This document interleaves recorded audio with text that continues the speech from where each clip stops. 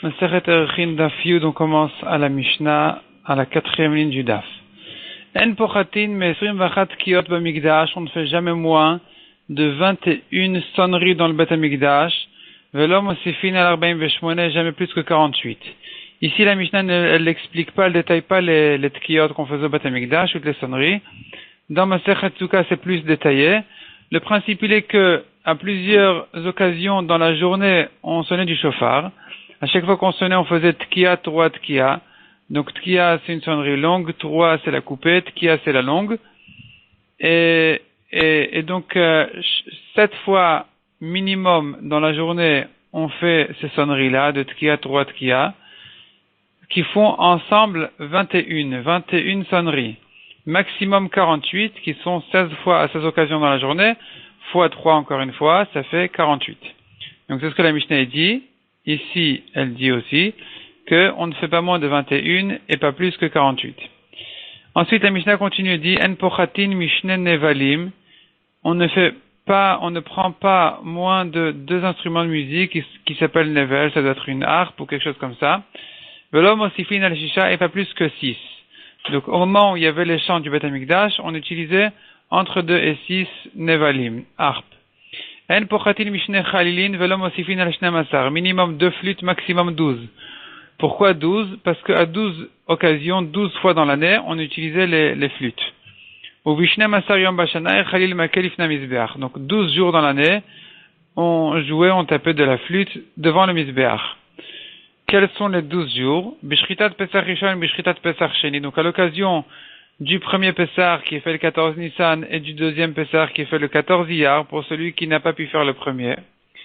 Yom Tov Rishon Shel Pesach ou Yom Tov Shel Atzeret. Donc le premier jour de Pesach et le Yom Tov de Shavuot. Ou Bishmonat Me'arag et les 8 jours de Sukkot. Donc ça fait en tout 12 jours. Velo Haya Make Be'abouv Shel Nechoshet. On n'utilisait pas une flûte de cuivre et la Be'abouv Shel Kaneh, mais une flûte de roseau. Parce que ça faisait un beau son. Velo Haya Mechalek et la Be'abouv Yechidi. Quand on terminait tout le monde terminait les instruments ensemble terminaient, toutes les flûtes terminaient en fait de chanter, de jouer le jeu de la flûte, on terminait toujours qu'un seul et pas 2 flûtes en même temps, mais Pnei ou Machlik parce que ça fait une belle finition du chant. Qui étaient ceux qui jouaient ces instruments de musique? Il y a ici dans la Mishnah donc 3 avis. Premier avis, Ve'avdei Kohanim hayu divrei Rabbi Meir. Selon Rabbi Meir, ces gens-là ne croient pas que c'était des gens meyuchasim, des gens qui étaient des juifs avec qui on peut se marier. Au contraire, c'était les esclaves des Kohanim.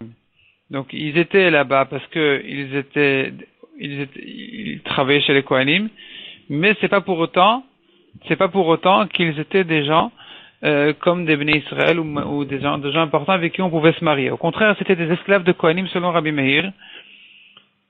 Rabbi Yossé Omer, Mishpachat Bet Pgarim ou Bet Siparia, c'était 2 familles. Une famille qui s'appelait Mishpachat Bet Pgarim, une famille qui s'appelait Bet Sipara, mais Amaoum Ayou, ils venaient de l'endroit qui s'appelait Amaoum, Masin la Keuna. Ils n'étaient pas des esclaves, ils étaient des Israélim, qui étaient au contraire, ils faisaient attention à leur mariage, et donc même les Kohanim pouvaient se marier avec leurs filles, il n'y avait pas de problème. Rabbi Chanina ben Antignos Omer, Léviim Ayou, 3e avis, celui de Rabbi Chanina qui dit que ces gens-là étaient des Léviim. Matnitin Delok et Rabbi Uda. La Gemara reprend à la Recha. On a vu au début de la Mishnah qu'il y avait entre 21 sonneries dans le Bet HaMikdash par jour et 48. Maximum 48, minimum 21. Donc la Mishnah dit la Gemara dit que ça ne va pas comme Rabbi Uda. Netanya Rabbi Uda Omer, Apochat Lifrot Misheva, minimum 7, Ve'amosif lo esif al sheshesre, maximum 16. Bemaï kamiflega, quelle est la machloket? Alors la Gemara elle comprend qu'en réalité il n'y a pas vraiment de machloket dans le nombre de sonneries qu'on faisait au Bet HaMikdash. Tout le monde est d'accord qu'on faisait la même chose. La question elle est comment on les compte? Est-ce que le compte il est à chaque fois de 3 sonneries, pour chaque fois on faisait tkiya, 3 tkiya, ou bien on compte la série de tkiya, 3 tkiya pour une seule? Rabbi Uda Savar, tkiya, 3 ou tkiya, chadaï. Selon Rabbi Uda, la tkiya, 3 tkiya à chaque fois c'est une seule, donc ça fait 7 fois. 7 fois on faisait tkiya, 3 tkiya. Ve Rabbanan savrait tkiya lechud, 3 lechud, tkiya lechud. Selon Rabbanan, on compte la tkiya séparément. la Troua séparément, la Tkiya, la dernière Tkiya aussi séparément, ça fait 3 à chaque fois, donc ça fait minimum 21. Maïtama de Rabbi Yehuda, quelle est la raison de Rabbi Yehuda qui dit de les compter ensemble, de les compter pour 1? Ktiv utkatem Troua, la Torah dit vous sonnerez une Troua, or ici on a le mot Tkiya et Troua. Mais la Torah, elle s'exprime sous forme de vous sonnerez la Troua. Donc j'entends de là que la Tkiya et la Troua, c'est une chose. Ou Ktiv Troua itkeu. Et de même, c'est écrit Troua, ils sonneront. Shmamina Tkiya Troua ou Tkiya chadahi. J'entends de là que tout ça est compté pour une seule sonnerie. Verabanan. Et que vont répondre Rabbanan à ces psukim-là? Haou. De ce pasuk-là, on apprend les pshuta, les fanea ou pshuta, les acharea ou deata. Ça vient nous apprendre qu'il faut une pshuta, donc un son long, lefanea, avant la troua, ou pshuta, leacharea, encore un son long après la troua, qui était un son coupé, un son cassé. Ou deata, c'est ça que servent les psukim. Mais pas pour dire qu'on les compte pour 1, on peut les compter pour 3. Et Rabbanan Maïtam, quelle est la raison de Rabbanan qui disent que ça compte pour 3? Qui dit que ça compte pas pour 1? Dirtiv, parce que la Torah elle dit, ou be'akil et takal, lorsque vous allez rassembler le Klal Israël, quand ils étaient dans le désert, de quelle manière on appelait le Klal Israël pour les rassembler? Titkeu velo tari'u. Vous allez sonner une sonnerie de Tkiya et pas de Troua. Donc une sonnerie longue, un son long et simple. Velo tari'u sans Troua. Visal kadatar. Et si vraiment on pense, comme Rabbi Yehuda, que Tkiya Troua ou Tkiya Chadaï, que les 3 comptent pour 1, alors, Amar Achmana, est-ce que la Torah va nous dire, Avid Palga de Mitzvah, fait une demi-mitzvah? C'est pas possible. Pourquoi est-ce que la Torah, elle fait ici une séparation, elle dit de ne faire que la Tkiya et pas la Troua? C'est la preuve que ce sont 2 mitzvahs différentes. Et donc, quand on a Tkiya, Troua, Tkiya, ça sera compté pour 3. Ve Rabbi Yehuda, que répond à cette question Rabbi Yehuda? Simana be'almaou. Ce n'est qu'un signe, d'appeler le tzibour, d'appeler les gens. Mais c'est pas une mitzvah spéciale. Donc, quand il est question d'une mitzvah, la Tkiya, Troua, Tkiya sont comptés pour une. Lorsque je veux appeler le Klal Israël, la Torah me dit de quelle manière les appeler. Alors, si tu fais Tkiya, Troua, Tkiya, on saura pas, ils vont pas comprendre qu'on les a appelés, ils vont se tromper, donc il faut faire qu'une Tkiya tout seul. Et ça servira de signe au Tzibour, au Klal Israël, pour savoir qu'il faut se réunir à l'endroit de la réunion, là où il fallait venir. Donc c'est pas une question de mitzvah, c'est pour ça qu'on peut se permettre de ne faire que d'isoler la Tkiya. Keman azla de amarav kana, comme qui va, ce qu'a dit Rav Kana, en ben Tkiya le Troua velo klum. On ne laisse pas d'arrêt entre la Tkiya et la Troua. Keman ki Rabbi Yehuda, ça va comme Rabbi Yehuda.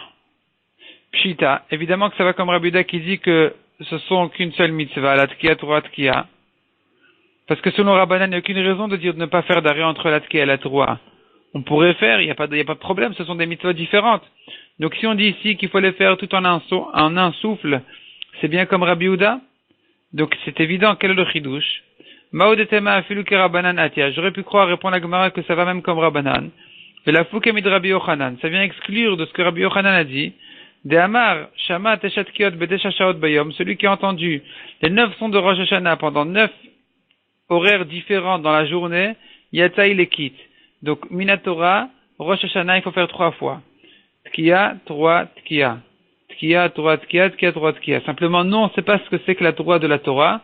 Est-ce que c'est ce qu'on appelle Shevarim, ou bien c'est ce qu'on appelle Troua, ou bien c'est ce qu'on appelle Shevarim Troua. Et dans le doute, on les fait tous. On fait chaque chose 3 fois. Mais en réalité, dans la Torah, il faut entendre 9 sons. Donc, Tkiya, Troua, Tkiya 3 fois. Celui qui a entendu à 9 horaires différents de la journée de Rosh Hashanah, un des 9 sons, Yatsa, il les quitte. Ça, c'est ce que Rabbi Yochanan pense. Et donc, j'aurais pu croire que quand on a dit qu'il faut les faire en même temps, c'est pas vraiment, quand la Braïta dit de les faire en même temps, la Tkiya, Troua, Tkiya, c'est pas vraiment en un souffle comme Rabbi Yehuda, qui considère les 3 comme une seule et même mitzvah. Mais peut-être que ça va comme Rabbanan aussi, qui disent que ce sont 3 mitzvahs différentes. Simplement, quand on dit en même temps, c'est pour exclure ce que Rabbi Yochanan a dit. Ne les fais pas dans 9 horaires différents de la journée. Mais pas vraiment en même temps en un souffle. Kamash Malan, que non, qu'il faut les faire vraiment en un souffle, et donc ça va comme Rabbi Yehuda. Vema Achinami. Demande à Gemara, disons qu'effectivement, Peut-être que la Braïta n'est pas venue dire de les faire en un souffle comme Rabbi Yehuda, mais comme Rabbanan qu'on peut les faire séparément. Mais elle n'est venue que exclure de ne pas les faire comme Rabbi Yochanan à 9 horaires différents. Répond la Gemara Imken Maïveloklum. Pourquoi est-ce que la Braïta a dit de ne faire aucun arrêt entre la Tkiya et la Troua, ni entre la Troua et la Tkiya? Aucun arrêt, j'entends de là vraiment en un souffle comme Rabbi Yehuda qui les considère comme une seule et même mitzvah. On a vu ensuite dans la Mishnah, Shnem Asar Yom Bashana Makeh Bechalil, 12 jours dans l'année, on joue dans le Beth Amikdash. Maïshnahane, en quoi sont différents ces 12 jours-là? Pour quelle raison on fait pendant ces 12 jours-là? Ho'il v'yachid gomer ben et ha'alel. Ce qu'il y a de spécial dans ces jours-là, c'est qu'on fait le halel. Donc, puisque yachid, même le particulier, chez lui à la maison, il a la mitzvah de faire le halel entier, gomer ben et ha'alel. Donc, il doit faire le halel entier. Donc, c'est pour ça qu'au Beth Amikdash aussi, au moment du halel, on jouait de cette flûte-là. Quels sont les jours où on fait le halel complet? D'Amar Rabbi Yochanan Mishum Rabbi Shimon ben Yotzadak. Shmona Asar Yamim Shayachid Gomer ben et halel. Il y a 18 jours pendant lesquels le particulier termine et fait le halel complet. Quels sont-ils? Shmona Yemei Achag, les 8 jours de Sukkot, ou Shmona Yemei Chanukah, 8 jours de Chanukah, ça fait 16. Yom Tov Arishon Shel Pesach, Yom Tov Shel Atzeret. Yom Tov de Pesach le premier et Yom Tov de Shavuot, ça fait 18. Uvagola Esrim Ve'echad, et en dehors d'Eretz Israël, ça fait 21 jours, il faudra en ajouter encore 3.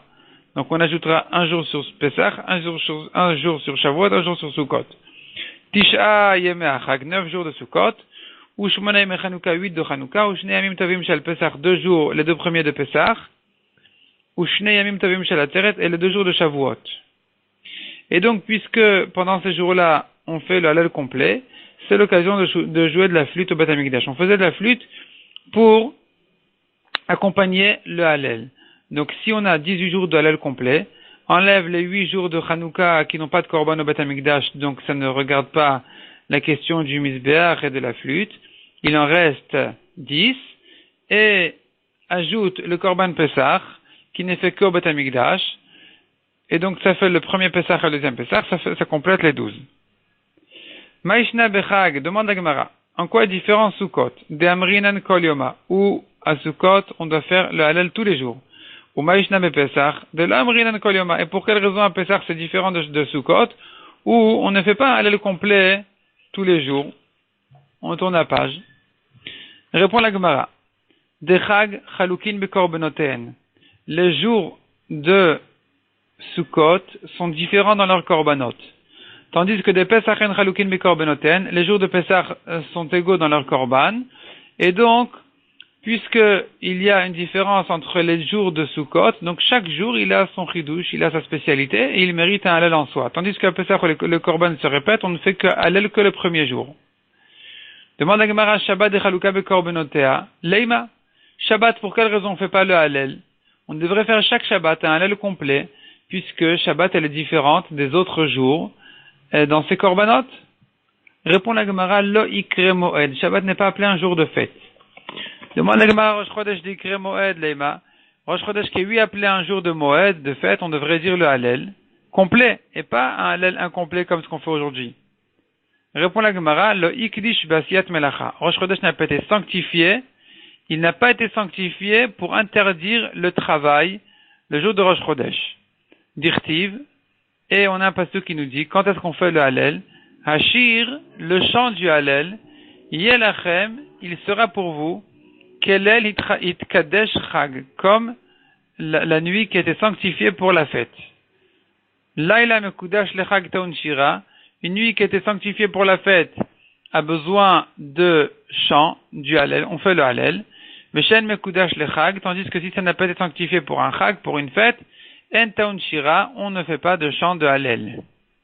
Et donc c'est pour ça que Rosh Chodesh qui n'a pas été sanctifié, qui n'a pas été interdit de travailler, on ne fait pas le halal. Demande à Gemara, Rosh Hashanah Yom Kippourim de Ikru Moed, ve'ikdush ba'asiyat melacha, leima. On devrait dire le halal complet pendant Rosh Hashanah Yom Kippour. Pourquoi? Premièrement, Ikru Moed, ils ont été appelés à un jour de fête. Deuxièmement, ve'ikdush, ils ont été sanctifiés ba'asiyat melacha, pour interdire le travail. Donc leima, on devrait dire le halal. Répond la Gemara effectivement. On devrait dire, a priori, le Hallel pendant Rosh Hashanah et Yom Kippour. Simplement, on ne le fait quand même pas. Pourquoi? Mishum de Rabbi Avaou. D'Amar Rabbi Avaou Amrou Malacha Sheret Lifnei Kadosh Baruch Hu. Les Malachim ont demandé déjà à Kadosh Baruch Hu. Cette question-là de la Gemara, c'est une question que les Malachim ont déjà posée à Kadosh Baruch Hu. Ribono shel olam mipnei mai en Israël omrim shira lefanecha beRosh Hashanah u'Yom Kippourim. Pour quelle raison les Bnei Israël ne font pas de chant devant toi à Rosh Hashanah et Kippour? Amar Elen leur a répondu à Kadosh Baruch Hu. Efshar melech yoshev al kisei adin. Est-ce possible que le roi est assis sur un trône de jugement? Vesifrei chaim vesifrei metim ptuchin lefanav. Et les livres de vie et les livres de mort sont ouverts devant lui. Ve'Israël omrim shira lefanai. Et Israël disent une shira devant moi. C'est pas possible une chose pareille. C'est un jour de jugement et donc c'est pas possible de faire le Hallel ce jour-là. Demande la Gemara vers Hanouka de Loachi Veloachi. Hanouka n'est pas un jour de fête et il n'est pas non plus un jour qui est interdit de travailler. Veke Amar, et pourtant on fait le Hallel complet pendant Hanouka. Comment ça se fait? Répond la Gemara Mishum Nisa. Donc au début de la ligne Mishum Nisa. Pourquoi on fait donc le Hallel complet pendant Hanouka? À cause d'une nes qui a eu lieu pendant Hanouka. Demande la Gemara si c'est comme ça, alors Purim dit Kanisa Lema. À Purim où il y a eu aussi un nes, on devrait aussi dire le Hallel complet. Répond la Gemara, 3 réponses. Première réponse, Amar Rabbi Yitzchak Lefi she'en omrim shira al nes shebechutz haaretz. On ne fait pas de chant de Hallel pour un miracle, un nes qui a eu lieu en dehors d'Eretz Israël. Donc Purim qui a eu lieu en dehors d'Eretz Israël ne mérite pas de Hallel. Mat Kifla Rav Nachman bar Yitzchak demande la Gemara Varei et Mitzrayim. Pourtant à Pessah, sur la sortie d'Égypte, on fait le Hallel. Denes shebechutz haaretzu, malgré que c'est un nes qui a eu lieu en dehors d'Eretz Israël. Ve'amrinan Hallel, on dit le Hallel. Répond la Gemara Kedetania. La différence elle est très simple. Ad shelo nichnesu Israël haaretz, avant que les Bnei Israël ne rentrent en Eretz Israël, urcheru kol haratzot lomar shira. On pouvait faire Hallel pour un nes qui a eu lieu n'importe où, en dehors d'Eretz Israël aussi. Mishenichnesu la'aretz, mais depuis qu'ils sont rentrés en Eretz Israël, lo urcheru kol haratzot lomar shira. On ne peut plus faire de Hallel pour un nes qui a eu lieu en dehors d'Eretz Israël. Donc, Pessah, qui est un Hallel qui est fait pour un nes qui a eu lieu avant de rentrer en Eretz Israël, on peut faire un Hallel, malgré que ça a eu lieu en dehors d'Eretz Israël. Tandis que Purim, où ils étaient déjà rentrés en Eretz Israël, c'est terminé, on ne peut plus faire de Hallel pour un nes qui a eu lieu en dehors d'Eretz Israël. Deuxième réponse, Rav Nachman Amar, Kriyata Zu Halela. Zu Halela. La lecture de la Megillah, c'est le Hallel. Donc en lisant la Megillah, c'est considéré comme un Hallel. C'est pour ça d'ailleurs qu'il y en a qui disent quelqu'un qui n'a pas entendu la Megillah, il doit faire au moins le Hallel. Je pense pas que c'est maintenu pour la halacha, mais au moins, selon cette svara de Rav Nachman, on devrait dire que quelqu'un qui n'a pas eu la Megillah, il devrait faire le Hallel au moins, puisque la Megillah, elle est considérée aussi comme le Hallel. Donc celui qui n'a pas eu la Megillah, au moins qu'il fasse ce qu'il peut. Rava Amar, troisième réponse. Bishlama atam Hallelu avde Hashem velavde paro à Pessah, on fait le Hallel. Ça veut bien de faire le Hallel à Pessah. Pourquoi? Parce qu'on dit dans le Hallel, Hallelu avde Hashem, louez les serviteurs d'Hashem. Vous, les serviteurs d'Hachem, louez-le, velav des paro, mais pas les esclaves de Paro. Donc, puisqu'on est sorti de l'esclavage de Paro, on a de quoi faire le Hallel. Mais ici, Acha, Hallelu avde Hashem, velav de Achashverosh, est-ce que à Purim, on était libéré de Achashverosh?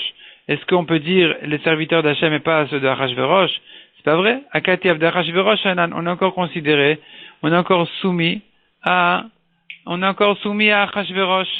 Et donc, il n'y a pas encore lieu de dire Hallelu avde Hashem, les serviteurs d'Hachem. Demande à Gemara de Rav Nachman d'Amar Kriyata Zu Halela. Selon Rav Nachman qui dit que la Megillah, la lecture de la Megillah, c'est ça le Hallel. Donc on comprend de Rav Nachman qu'il faudrait faire le Hallel. À Tanya, pourtant, on a enseigné dans la Braïta. Mishenichnesu la'aretz lo ursheru kol haratzot lomar shira. Dès qu'ils sont rentrés en Eretz Israël, on ne fait plus de Hallel pour un nes qui a eu lieu en dehors d'Eretz Israël. Donc pour quelle raison on a besoin d'être quitte du Hallel par la Megillah? Répond la Gemara Kevan Shegalou, dès qu'ils ont été exilés, qu'ils sont ressortis d'Eretz Israël, Chazru le'eteran harishon, ils ont retrouvé le premier éther, la première permission de faire le Hallel pour un nes qui aurait eu lieu en dehors d'Eretz Israël. La Gemara continue et retrouve donc les instruments de musique qu'on a vus dans la Mishnah. Lo haya make be'abouv shel nechoshet. Il n'utilisait pas une flûte de cuivre, mais de bois de roseau. Demande à Gemara, comment est-ce qu'on appelle cette flûte-là? Patar bechalil, ou mesayem be'abouv. Au début, la Mishnah l'appelle ça Khalil, et ensuite elle appelle tout d'un coup Abouv. Répond la Gemara, Marafapa ainu Khalil ainu Abouv. C'est la même chose, c'est la flûte. On l'appelle Khalil, on l'appelle Abouv. Vamaï kari le Khalil, pour quelle raison on l'appelle Khalil? De Khali Kale, parce que sa voix est douce. Il a un son doux, la flûte a un son doux, et comme le mot doux en araméen c'est Khali, donc on appelle la flûte Khalil. Tanoura Banan. Abou Vayaba Mikdash, il y avait au Beth Amikdash une flûte. Chalakaya, c'était d'un bois épluché. Dakaya, fin. Shelkanaya, d'un roseau. Umimot Moshe Aya, et ça venait du temps de Moshe. Tiva Melech Vetipu Zav, le roi a donné un ordre de lui faire un plaquage d'or. Velaya Kola Arev, et ça abîmait son son. Natlu et Tipuyo, ils ont retiré l'or, Vaya Kola Arev Kemot Shaya, et le son, et on a retrouvé le son agréable comme ce qu'il était auparavant. De même, Tiltu Layaba Mikdash, il y avait des cymbales au Beth Amikdash, Shel Nechoshet Aya de cuivre, Vaya Kolo Arev, avec une belle voix, un beau son. Venif Gam, et ça s'est abîmé. Veshalchu Chachamim, Veviu Umani, les Chachamim ont appelé des artistes, des ouvriers, mais Alexandria Shel Mitzrayim, qu'ils viennent d'Égypte, d'une ville d'Égypte. Vetiknu, ils ont réparé Velaya Kolo Arev, et ça a abîmé le son des cymbales. Natlu et Tikuno, ils ont retiré la réparation, Vaya Kolo Arev Kemochaya, et on a retrouvé enfin le son agréable comme ce qu'il était auparavant. De même, Martej et Taïta Bamikdash, il y avait dans le Beth Amikdash un pilon, Shel Nechoshet Taïta, de cuivre, Umimot Moshe Aïta, et ça venait du temps de Moshe, Vaïta Mefatem et Absamim, et ça donnait de la bonne odeur dans les Bessamim, dans les encens, dans les Ketoret. Parce que Rashi explique, le son a une influence sur l'odeur des encens. Comme ce qu'on dit, Mipnei She'akol, Yafeh la Bessamim. Celui qui broyait les Bessamim, il parlait en même temps. Il disait Hadek etev, etev hadek. Donc il fallait entendre le son de cet homme-là, parce que le son aussi avait une bonne influence sur les odeurs des Bessamim. Donc ici aussi, le pilon, il avait un son spécial, limpide, qui aussi ajoutait de l'odeur, de la bonne odeur dans les Bessamim. Nit pagma, et ça s'est abîmé, le pilon s'est abîmé. Ve'eviu umanim Alexandria shel Mitzrayim vetiknua, ils ont appelé à nouveau les gens d'Égypte, les spécialistes pour réparer ce pilon. Ve'laita mefatemet kemo shaita, et depuis la réparation, ça ne faisait pas un aussi bon travail que ça faisait avant. Natlu et tikuna ve'aita mefatemet kemo shaita, donc ils ont retiré la réparation, et à nouveau, ça pouvait redonner la bonne odeur comme ce que ça faisait avant. Elushne kelim ishtayru mimigdash rishon. Ces deux kelim-là ont été gardés du premier Beth Amikdash. Venit pagmou, ils se sont abîmés. Donc le pilon et les cymbales. Velo aya lem arucha. Ils n'avaient pas de guérison. On ne pouvait pas les réparer parce que sinon ça allait abîmer leur son. Ve'alem amar David. Sur ces deux kelim-là, David a dit, donc le pilon et les cymbales, nechoshet memorat. Du cuivre. Memorat, ça veut dire souple. Rachid dit qu'on pouvait le plier. Nechoshet morak, du cuivre brillant. Ve'alem ou Omer, il y a encore un troisième passage qui dit dessus. Ukle nechoshet mutzahav, des cuivres jaunes. Shnaim chamudot kezav, deux kelim. Chamudot qui étaient enviés kezav comme de l'or. Rav Shmuel, Chadamar, un des deux de Rav Shmuel explique le pasuk. Kol echad vechad shakul kishnaim shel zav. Chacun de ces deux kelim là, il était équivalent comme deux en or. Vechadamar, et le deuxième explique que c'était pas comme ça, mais shneem shkulin keechad shel zav. Les deux étaient équivalents comme un en or. Tani Rav Yosef, shneem shkulin keechad shel zav. Les deux étaient équivalents comme un en or. Tani Rabbi Natan Omer. Donc Rav Yosef aussi l'enseigne comme celui qui dit que les deux étaient équivalents comme un d'or. Tania, Rabbi Natan Omer, shniyim ayu. Ils étaient doublés ces kelim-là. Donc il y avait deux cymbales et deux pilons. Sheneemar, Shnaim. Le pasuk dit Shnaim, al tikre Shnaim et la Shniyim. Ils étaient doubles. Donc il y avait deux de chaque. Tani Rabban Shimon ben Gamliel Omer. Donc on a encore une braïta qui dit au nom de Rabban Shimon ben Gamliel, Shiloach, la source de Shiloach, Hayam ekaleach meim bekeisar. sortait de l'eau, jaillissait de l'eau, comme une pièce de monnaie d'un Issar. Donc, un petit peu. Siva Amelech Vichivu, le roi a donné un ordre d'élargir la sortie de l'eau, de la source, Kedesh Yitrabu Memav, afin qu'il y ait plus d'eau. Venit Matu, au contraire, il y en a eu moins. Vechazru Miatu, donc ils ont rapetissé à nouveau la sortie de l'eau, pour la remettre à la même taille que ce qu'il y avait au début. Vayam Ekale Achmaim, et à nouveau, l'eau jaillissait comme ce qu'elle jaillissait au début. Lekayam Hashem Nehemar, pour accomplir le passage qui dit, Ali Talel Chacham Chochmato, que l'intelligent ne se vante pas de son intelligence, ve'ali talel gibor bigvurato, et l'homme fort ne se vante pas de sa force, puisque ces choses-là ont été faites beruach hakodesh, donc les instruments ont été faits beruach hakodesh c'était par ruach hakodesh qu'on savait comment les faire, ou bien la source, c'était minachamim de la faire de cette taille-là, c'est pas pour rien qu'elle avait cette taille-là, la sortie de la source, et donc il y avait pas de quoi se mêler dans ces choses-là. Quand ils ont voulu se mêler pour soi-disant réparer, au contraire, ça a abîmé. Rabban Shimon ben Gamliel Omer, Rabban Shimon ben Gamliel disait encore autre chose. Hardulim lo yaba mikdash. Il n'y avait pas de hardulim, d'un instrument qui s'appelait hardulim dans le Beth Amikdash. Maya hardulim, qu'est-ce que c'est que cet instrument-là? Amar Abayet tavla gurgadna, une cloche. Mipne, she kolo arev, parce que il avait un beau son, ou merbev et aneima, et ça troublait l'ensemble, la mélodie de l'ensemble de la musique qu'il y avait là-bas. Donc on a préféré ne pas utiliser cet instrument-là. On va s'arrêter là pour aujourd'hui.